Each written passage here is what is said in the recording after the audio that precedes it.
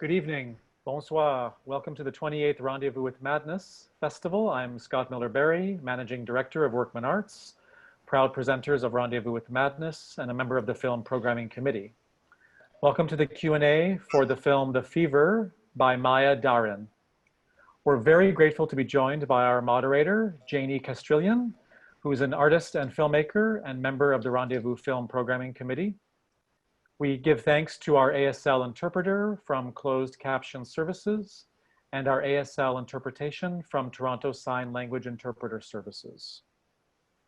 Workman Arts and Rendezvous with Madness would like to acknowledge the Indigenous lands on which we are presently located, and we ask you to take a moment to think about the lands on which you are presently situated. Toronto comes from the Mohawk word tukaranto, which can be loosely translated as where the trees meet the water. It is part of the traditional territories of many nations, including the Huron-Wendat, the Haudenosaunee, the Anishinaabe, and the Mississaugas of the Credit. Rendezvous recognizes this is an ongoing dialogue, and acknowledgement is just that, simply an acknowledgement. We are humbled and grateful to live and work on this land with people indigenous to Turtle Island and those from all over the world. Rendezvous with Madness values inclusivity, anti-oppression, and safety at all levels. We all have a role to play in maintaining these spirits. Please see our statement and code of conduct on our website at workmanarts.com to ensure you're treating everyone tonight with respect. We'd like to thank our co-presenters for The Fever, the Toronto Latin American Film Festival, and the Alucine Toronto Latin Film and Media Arts Festival. Alucine is now online, and the festival runs with its main dates November 5th through 8th. We hope that you'll join the conversation tonight by asking questions or providing feedback.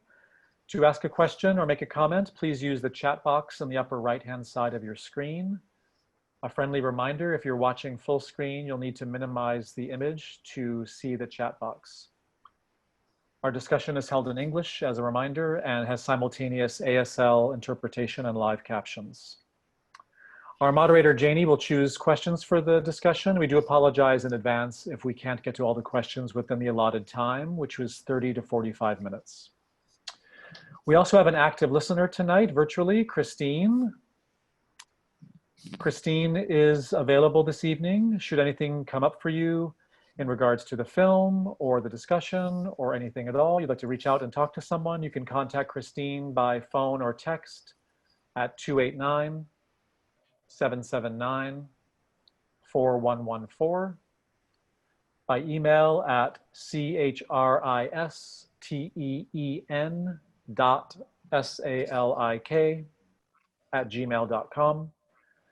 The contact information for Christine, our virtual active listener, is available on the Rendezvous webpage for The Fever in the black box on the right. We really value making time to discuss challenging issues at Rendezvous with Madness, and we respect that you'll know your own limits and you'll seek out any supports that you might need. I'm very excited now to turn over the virtual microphone to Jaene to begin the discussion. Thank you. Hi everyone, I'm Jaene, your moderator today. I'm here with the director, Maya Da-Rin, who directed the film The Fever. So I first want to address a little note about land acknowledgements. Acknowledging the stewardship of Indigenous peoples of the land is not enough. We must learn their ways and, how they care for the land and care for it as well as they have. As part of that contract, it is understood that we must work also on how we respect Indigenous people and their ways of life here. We must learn to be humble enough to understand that natural law. Until we learn to live in collaboration with the people, the land, and everything in creation as equals and relations, only then will the land acknowledgement have honor in any of the words. So I want to thank you all for coming and joining us today with the director, Maya. So I have some questions, and there's already questions from the viewers. Maya, welcome today. This piece, it brings me, that land acknowledgement brings me quite beautifully to your piece. It's very poetic. There's a lot about listening in the film, which is a very Indigenous way of being, I think, listening to messages and teachings. So greetings, Maya, and I was wondering if you could tell the audience a bit more about yourself, who you are, and what was the motivation for the film, The Fever. Well, first of all, I'd like to thank the festival for the invitation to be here to present the film in Rendezvous of Madness. It has been really a pleasure to listen to both of you, and it's not so usual, unfortunately, to listen to words like that. So it warms the heart to see that it's possible to be so welcomed in a discussion in that way. So thank you very much. Well, I'm a Brazilian director. I live in Rio de Janeiro, and I've been shooting in the Amazon region since 2006. And that was the moment during some documentaries I've made on that region, more in the south of the Amazonian region, that I had the first will to make this film. So during this moment, I came to meet some indigenous families that had left their traditional territories in the forest to live in the cities. I ended by getting very close to one of these families. Their daughter was a nurse, the other daughter was a policewoman. And then we got in touch by Facebook, and we keep on in touch for a while.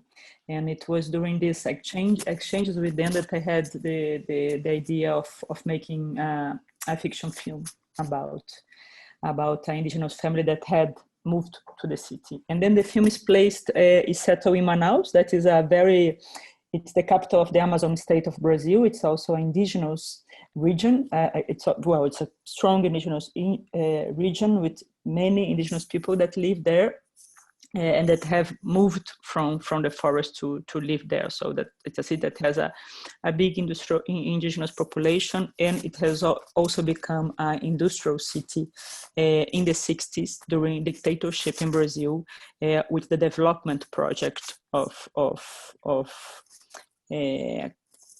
occupying the city, occupying the Amazon region. So this idea of bringing industries as a way to occupy the place and to bring the development and the progress. And this has made, it has had a giant impact on that region. It's something quite contradictory, as there is no roads that connect Manaus to the rest of the country. You can only get there by plane or by boat. So you have this big industrial pole, this free commerce zone in a place that's very isolated from the rest of the country. And then for me, it also talked about different projects of societies, the Western project of society and the different indigenous people project of society, because they are not one, they are different people that live in Manaus, and they have different backgrounds and different cultural backgrounds, speak different languages and all that. So, but they have a common relation to the earth, to the environment, to the other beings, the other live beings, like the plants, the animals, what surrounds us, the river, the rocks, and with a lot more equality basis, I could say. If you don't understand something that I'm saying, please interrupt me, Anjan, because my English is not my first language. But well, and then driven by all that, I started to write the script, and then it has been a very long process of rehearsing and writing and casting. That has lasted from 2013 until 2018, when we have shot, so around 5 years of work.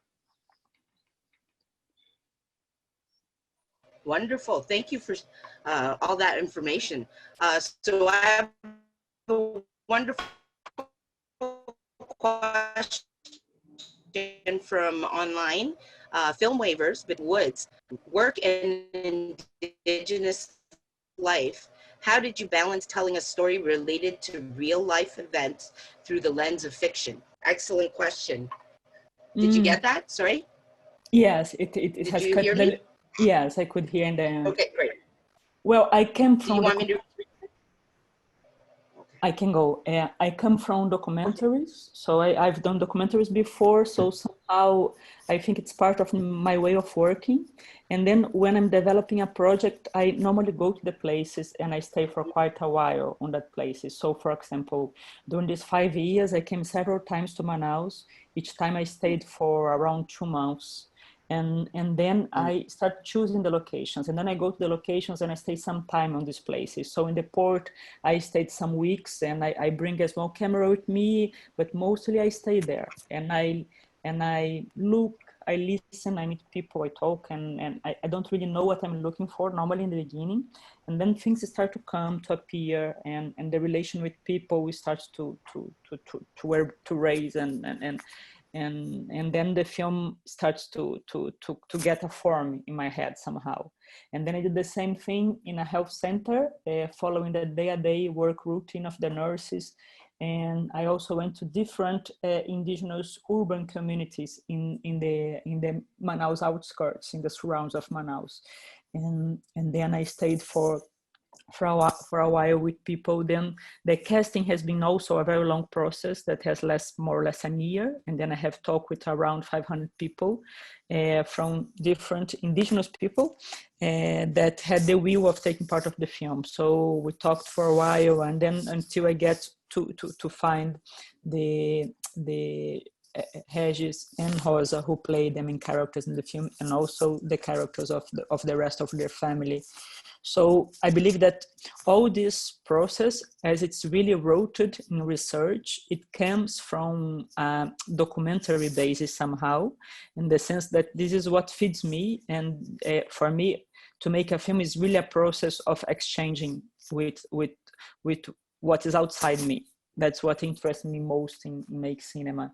So the possibility of having these exchanges and of going out of myself somehow.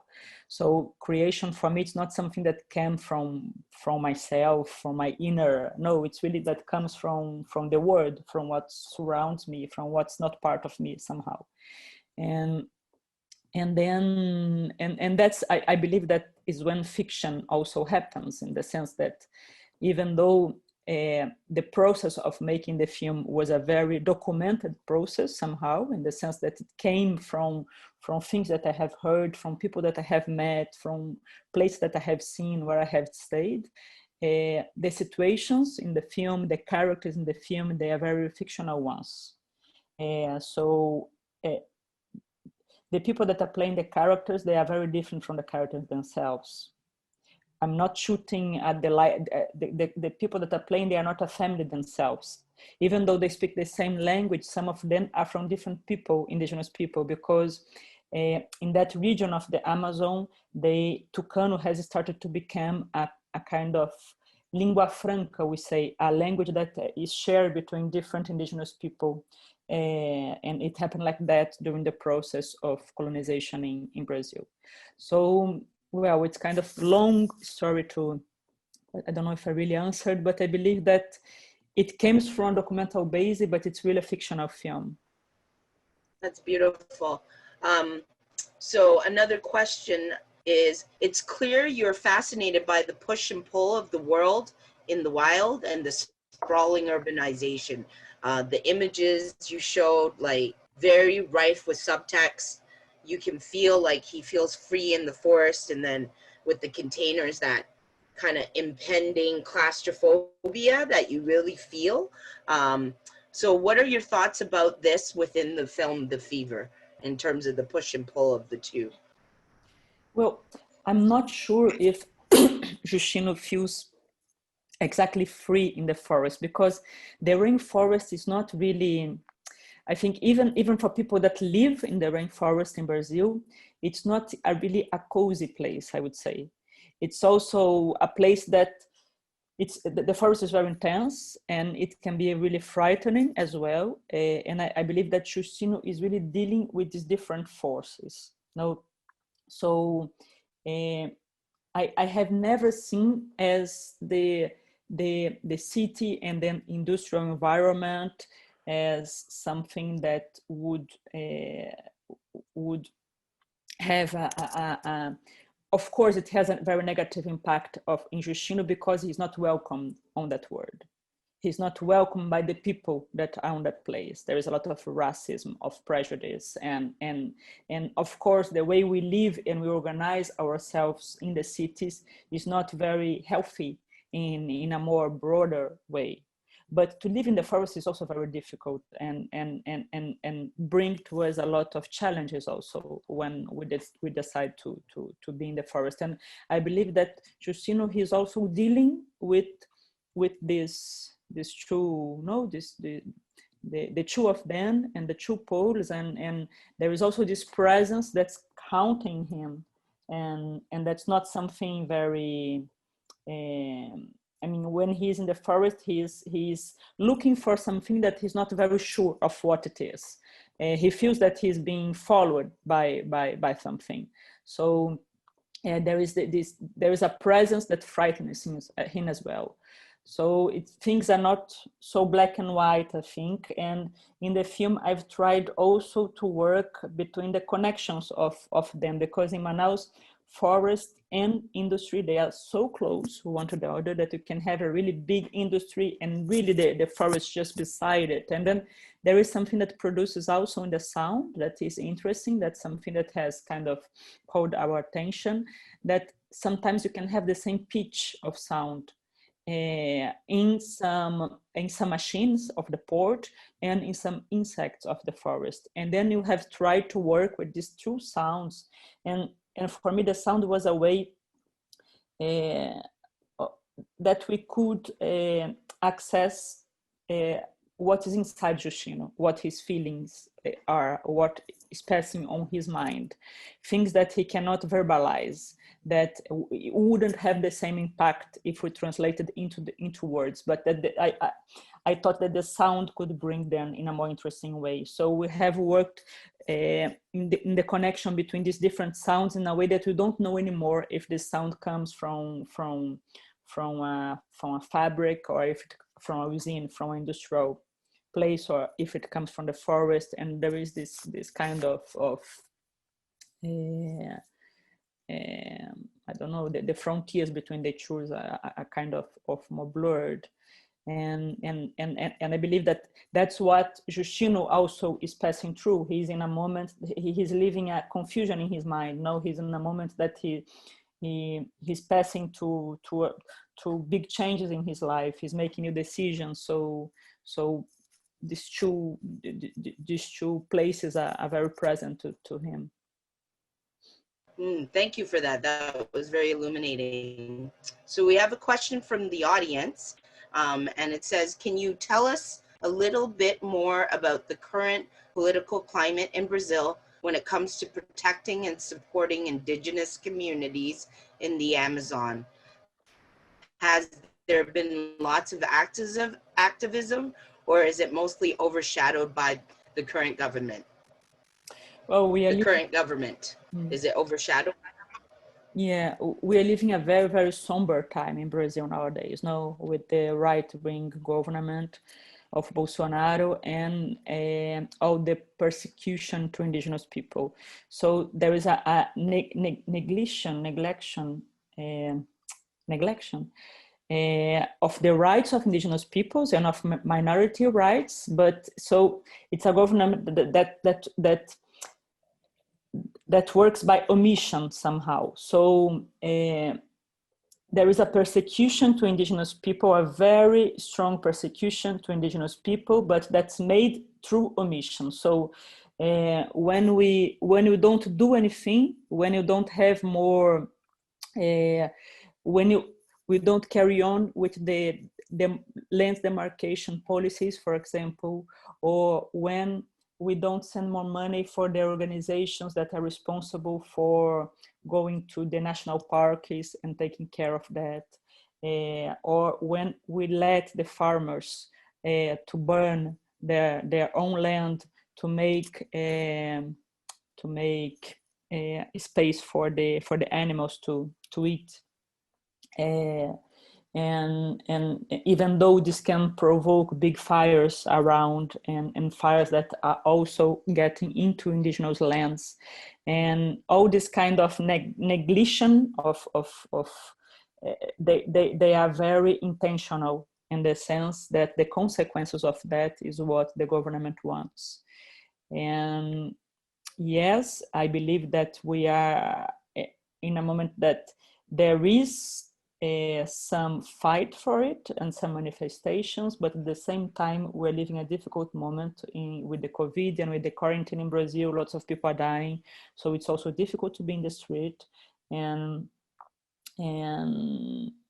we have come also from a political moment in Brazil of many manifestations, of a lot of political activism. So somehow people now, I think that people, it's difficult to have the strength of being fighting against something when things get worse. And I believe that there's a moment that we don't see so much manifestations anymore as we had before. And there is many different reasons for that. We could stay talking for a very long time about that, because it's a complex issue, I believe. Yeah, well, thank you for that. That was a wonderful summation and like overview for those of us that aren't in the know as much. So one of the things about your film is it's a very quiet film, and one of the things that struck me is you talked a lot in other interviews about listening. I think that's your documentary filmmaking background. So I was struck when I was watching the story at how much I felt like I was watching a real life story unfold. Like I kept forgetting I'm watching a movie. This is not like a person's real life right now. And so it didn't feel scripted at all. I wondered what your process was like with this and how you got such grounded and authentic performances from your talent. I particularly adored that story with Justino, who tells his son, the kind of teaching about the hunter. That was so excellent, and just like, so that's something that happens all the time with families, and just like really made you get involved in the story, I felt like. So did you want to expand a little bit about who Justino is as a character? Well, I think that this is really due to them, to Regis and Rosa, because they are very incredible people. And it was the first time they were playing a role in a film. But at the same time, that there is something that's really precious, I believe, because as the Desana and the Tariano culture, so the indigenous people of each one of them, they are oral traditional people, cultures. The tradition of speaking generation to generation, of telling stories and to listen to stories also is something very present. So their memory is also very strong, and the presence also is really strong. So when they are in scene, they are really present in what they are doing, because they have learned to listen to others telling stories for a very long time, and to also tell stories to other people. And this kind of activate a kind of presence that's really important when you are acting, because acting is there. If you are there, if I'm here with you, there is something that's going to feel, it's going to feel natural, in the sense that I'm present, we are connected. Then we can establish a connection. And for that, we only need to be present. Sure that they are great actors and actresses that are able to go beyond and to achieve really special things. But I believe that the core of acting is the presence, and it's also knowing how to listen. And this is something that both of them, they have really strongly with them. So I've learned a lot working with them, and it's really kind of incredible to see how they could achieve some things, and for them it could be a lot more easier than for professional actors. And for example, they never had the script on their hands, and they knew the dialogues by heart. Yeah.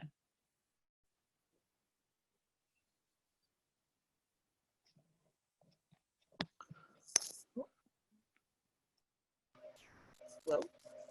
That's very interesting. Yeah. Hello? Oh, all good. Yeah, go ahead. Okay. Sorry about that. Is there anything else, Maya, that you wanted to share with the audience about this film or your motivation behind it?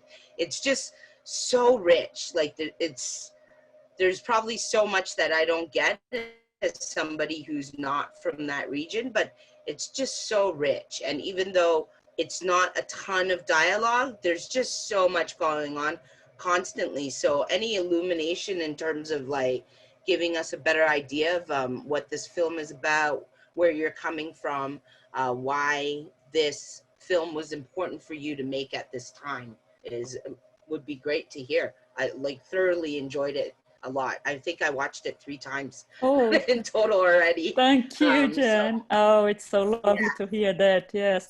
I don't know, for me, I believe that the film, yes, it works with different extracts, no? And I think that there is so many doors and that we can come into, and so much ways of the film has different ways of interpretation.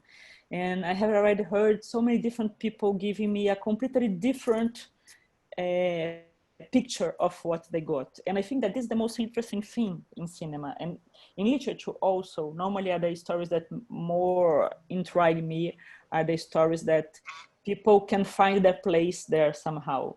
Because if you have a different interpretation than Scott and then Dawn, is because each one of you could find your place in the film. So the film could welcome each one of you in a certain way. It's not imposing itself over you, but it is welcome you in a certain way. So I find really important that there is this kind of freedom inside the film, freedom that each one can, with its own repertory, its own story, because it's clear that a Brazilian person is going to have a different apprehension of the film as American one, Indigenous American, no, Indigenous people from the American territory is going to have a different apprehension than a Brazilian Indigenous people and non-Indigenous people. So many different, and it depends so much of what we bring with us and what we have experienced in our life and how we perceive certain things. And so there are many things in the plot or in the story that are kind of hidden. It's not very clear in the sense that it's not in the first, it's not really as organized as a plot. Because I believe that there are so many secrets also, no? And it's also important to keep the secrets, especially when we are talking about a culture that's not your culture. So for me, it was very important to keep the secrets, and I knew that there was a limit until that I could go. And that's also why the camera doesn't go into the forest in the end of the film with Justino, that we never see the village and things like that, because I think that what he would feel, the character, going back to his place, is something that me, not being an indigenous person or a Sana person, I wouldn't be able to shoot. Wow, that's a lot of food for thought you just like dropped on us. Definitely my main takeaway from that is the secret of a culture that is not your culture. Wow, what deep food for thought that is. We have another question from our viewers. Could you elaborate on what it was like to make a first fiction after doing docs, and will you make a fiction film again? Yes, when we start to make fiction films, we feel like doing more. But at the same time, there is something that's very difficult of fiction feature film, that it depends of a kind of a huge structure. And I'm not very keen of that. I don't feel very comfortable in the idea of depending of big things. And also of having structures that we have too many people together, because I don't know, it's always, when you have many people together, it can always be difficult, no? Because I think that human beings are the most difficult things in our planet, so.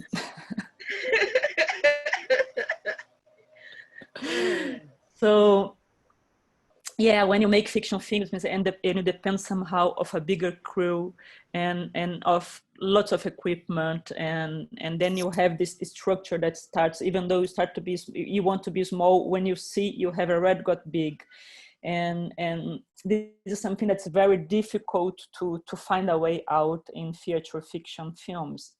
You can do, there are different ways you can do, but it's always a challenge. So I feel like doing fiction, but I also do some experimental projects. I'm now shooting in 60 millimeters with a Bolex and working in the film itself and drawing the film and things like that. We are living a very difficult moment in Brazil, in the culture also. So we don't have more incentive to shoot in Brazil. So it really depends from incentive from outside Brazil, and sometimes it's difficult. It can be very difficult to find a feature fiction film in that moment. So I'm working more smaller projects while I wait for the possibility of doing a next feature film, but I'm already start writing it.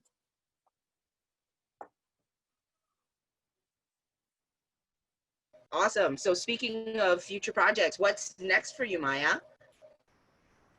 Well, let's see when it's ready. Now I'm working in this short experimental film that I'm shooting in 60 millimeters, and that is, I'm working in some soya plantation landscapes. So it's these monoculture big plantations that we have in the south of Brazil, in a region where there are many indigenous people that live and that had lived in the past and that have been taken out of their lands because of the farmers.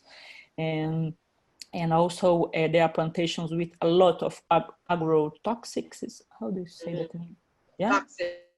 Toxins. Yes, yeah. And then I'm working. I'm making a short film about it, but it's really an experimental film with no characters. It's something else. And then my next film is going to be also in that universe. But then it's a film with characters, and it's going to be a fiction film, but in that same region, also in the farms. Well, I found through this film and reading about your other films that it's almost like the landscape itself is a character with your work.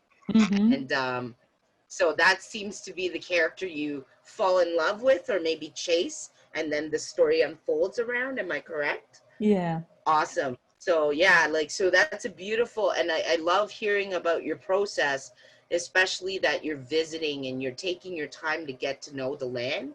That's kind of rare for filmmakers. We're usually, we go in, we get the job done, we get out. And I really, a lot of what you were talking about, your process, is a lot of good food for thought for a lot of filmmakers out there. I mean, it doesn't have to be a big production all the time, and you've proven that, but like, I also just love how deft you are at portraying the messages, but giving space for us as viewers to go on a journey with it. So you're not dictating it to us, you're just giving it space to breathe and letting it land the way it is. So it was a beautiful film. I enjoyed it immensely. I think about it a lot still, a lot. And I hope it goes lots of places for you, because it's a wonderful, wonderful journey. So, so I first want to thank you for this beautiful film and your thoughtfulness in crafting it. As an Indigenous who doesn't live where my family is originally from, Chinese and Colombian, it was an important piece for me to think about these things. You know, being in Canada, first generation Canadian, kind of caught between the old ways and the new ways. So and it's interesting you say that a lot of people saw different things in the film, because I saw a jaguar. Being Colombian, I thought it was a black jaguar, and then I was like, oh, and that's medicine, and da-da-da. And I went on a whole journey, and then you were like, oh, you mean the dog? And I was like, it was? So I just love that the film had so many little journeys within the bigger journey. So yeah, like, is there anything else you wanted to share with the viewer while we're here? Well, Like, I don't know, final just to thoughts? thank you so much, you, Jen, for this so nice conversation and for everything that you brought up, and also the audience for everything that they had brought also.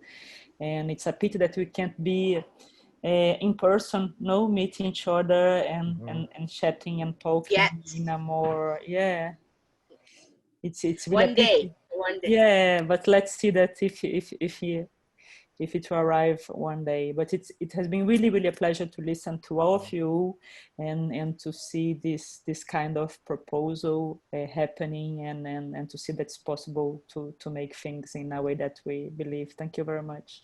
Well, thank you for sharing everything. We also want to thank today all our viewers for tuning in today and joining us with Maya's beautiful film, The Fever. And don't forget that the Rendezvous with Madness Film Festival goes till October 25th. So we have 2 more days with a range of films and installation, including some of my other favorite films, such as The Unseen and This Is Not a Burial, and the installation Mountain Duets. Tomorrow, we're going to have a wonderful panel on the documentary The World is Bright with director Ying Wang and other guests. So tune in and check it out. So we all hope you have a wonderful evening. And Scott's going to give us a little message before we head out. Take it away, Scott. I just want to say thank you so much, Maya, for your time and for sharing this beautiful film with Rendezvous with Madness and our audiences. We wish you were here in Toronto, but we hope that you'll stay in touch and hopefully we can do this together in the future. Good luck. We hope the film continues to screen and tour and get out into the world. Thank you, Jaene, for your amazing, warm, funny, insightful moderation and the great questions. Thank you to the audience for your time and participation. Jaene mentioned the weekend. There's some beautiful films still to come. Please check our website, workmanarts.com. And last but not least, I want to thank our ASL interpreter and our live captioner for their support, and our active listener. Christine is still available if you'd like to talk to someone tonight. And to the audience, because you registered for The Fever, you'll be getting an email in the next few days to thank you, but also send you an audience survey link, and we hope that you'll fill out the survey. We love surveys and we really want your feedback. Good, bad, indifferent, suggestions, ideas, criticisms. We learn a lot from hearing from the audience, so we hope that you'll fill out a survey. Thank you again on behalf of Rendezvous with Madness to Maya and Jaene, and have a wonderful evening, everyone.